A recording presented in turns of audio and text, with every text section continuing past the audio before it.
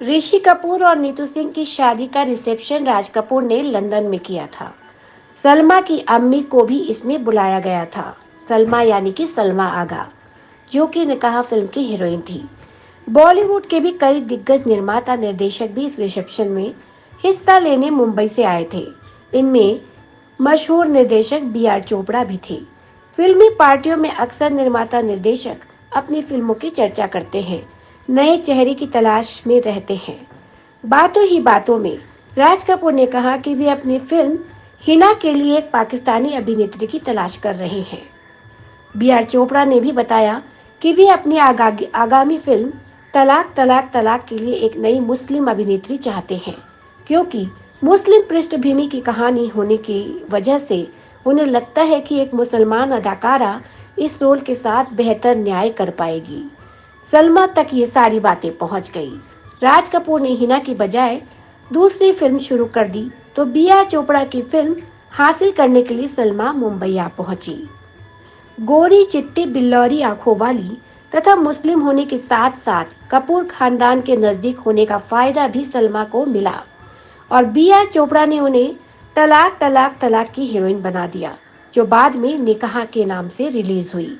चूंकि फिल्म नायिका प्रधान थी, इसलिए स्टार कलाकार की बजाय दीपक पाराशर और राज बब्बर जैसे युवा अभिनेताओं ने सलमा के साथ काम किया। अभिनय के साथ साथ सलमा गायन में भी पारंगत है। उनका एल्बम जब निकाह के संगीतकार रवि ने सुना तो उन्होंने सलमा से गवाने का भी निर्णय लिया। सुरैया नूरजहां के बाद सलमा ने अपने गाने खुद गाए।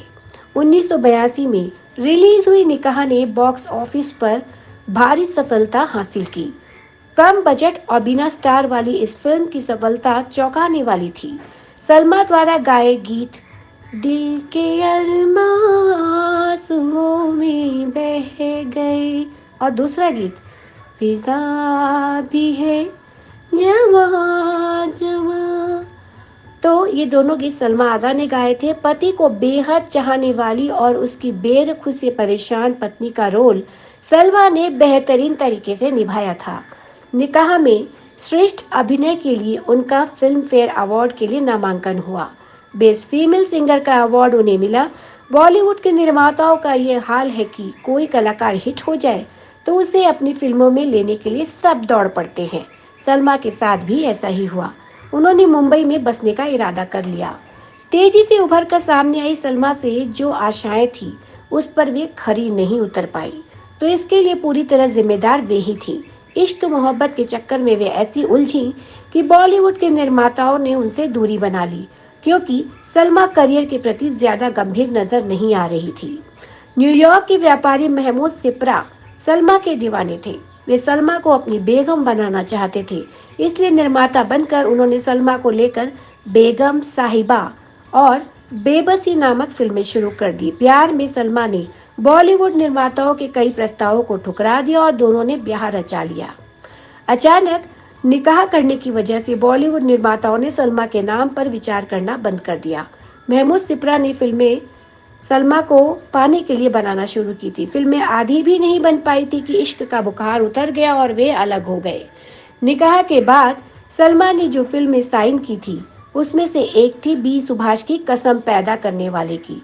सुभाष इसके पहले डिस्को डांसर जैसी हिट फिल्में बना चुके थे। निकाह की फिल्म में जो उनकी भूमिका थी उससे एकदम विपरीत रोल था इसमें। सलमा ने इस फिल्म में गाने भी गाए और पाश्चात्य स्टाइल में मिथुन के साथ डांस भी किया, जिनमें वे एकदम मिसफिट नजर आई।